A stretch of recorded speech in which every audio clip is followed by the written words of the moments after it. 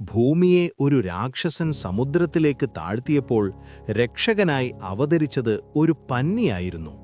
ഹിരണ്യാക്ഷൻ എന്ന അസുരൻ ഭൂമിയെ കീഴ്പ്പെടുത്തി അതിനെ അഗാധമായ കോസ്മിക് സമുദ്രത്തിലേക്ക് താഴ്ത്തി. ലോകം മുഴുവൻ അരാജകത്വത്തിലേക്ക് വീണു.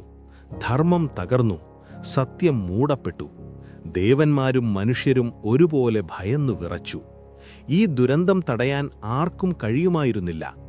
അപ്പോൾ വിഷ്ണു ഒരത്ഭുതകരമായ അവതാരം സ്വീകരിച്ചു. വരാഹം, ഒരു കാട്ടുപന്നിയുടെ രൂപം. വരാഹത്തിന്റെ രൂപം കണ്ടപ്പോൾ ലോകം അത്ഭുതപ്പെട്ടു. വിഷ്ണുവിന്റെ ഈ രൂപം ഭീമാകാരമായിരുന്നു. അതിന്റെ ദംഷ്ട്രങ്ങൾ ആകാശത്തിലേക്ക് ഉയർന്നു നിന്നു. വരാഹം ആക്രോശിച്ചു.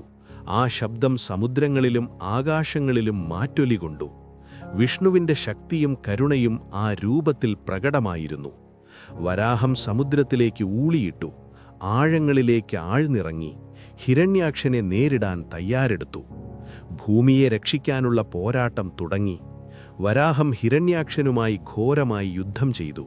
ഒടുവിൽ വരാഹം തന്റെ ദംഷ്ട്രങ്ങൾ കൊണ്ട് ഹിരണ്യാക്ഷനെ വധിച്ചു. ശേഷം സമുദ്രത്തിൽ താഴ്ന്നുപോയ ഭൂമിയെ ഉയർത്തി തന്റെ ദംഷ്ട്രങ്ങളിൽ താങ്ങി നിർത്തി. വരാഹത്തിന്റെ ഈ പ്രവൃത്തി ദേവകളും മനുഷ്യരും ഒരുപോലെ പ്രശംസിച്ചു. വരാഹ അവതാരം വിഷ്ണുവിന്റെ അനന്തമായ കരുണയുടെയും ധർമ്മം സ്ഥാപിക്കാനുള്ള തീവ്രമായ ആഗ്രഹത്തിന്റെയും പ്രതീകമാണ്.